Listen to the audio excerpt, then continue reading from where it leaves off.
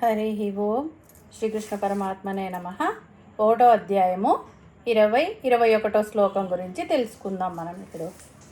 ఓం అత వ్యవస్థితాన్ దృష్ట్వా దార్తరాష్ట్రాన్ కపిధ్వజః ప్రవృత్తే శస్త్ర సంపాతే ధనురుద్యమ్య పాండవః ఋషికేశం తథా వాక్యం ఇదమాహ మహీపతే. అర్జున ఉవాచ సేనయోరుభయోర్मध्ये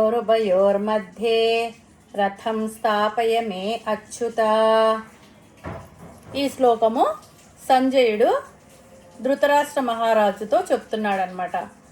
ఓ ధృతరాష్ట్ర మహారాజా, యుద్ధము చేయడం కోసం నిలబడి ఉన్న కౌరవులను చూసి అర్జునుడు ధనస్సు పైకెత్తి శ్రీకృష్ణునితో ఇట్లనెను అని చెప్పి దీని అర్థం అన్నమాట. కపిధ్వజుడైన అర్జునుడు, కపిధ్వజుడు అంటే ఆయన రథం మీద ఆంజనేయ స్వామి ఉన్నాడు. ఎందుకున్నాడంటే ద్రౌపది ఒకసారి సౌగంధిక పూలు కావాలని భీమసేనుని కోరుతుందంట. ఆయన ఉత్తరం దిక్కుగా వెళ్తాడు.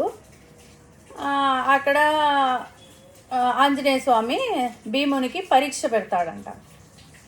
ఆ పరీక్షలో భీముడు గెలుస్తాడు. ఆయనకు ఏదన్నా కావాలంటే కోరుకొని ఇచ్చేస్తాను అని చెప్పి ఆంజనేయ స్వామి వరం ఇస్తాడు. అప్పుడు యుద్ధ సమయంలో నా తమ్ముని రథంపై నువ్వు స్థిరంగా ఉండు, చాలు మాకు అట్లా అని చెప్పి చెప్తాడు. అందుకనేసి ఆయనను కపిధ్వజుడు అంటారు. ఇక్కడ ఇంకొక పదము అచ్యుత.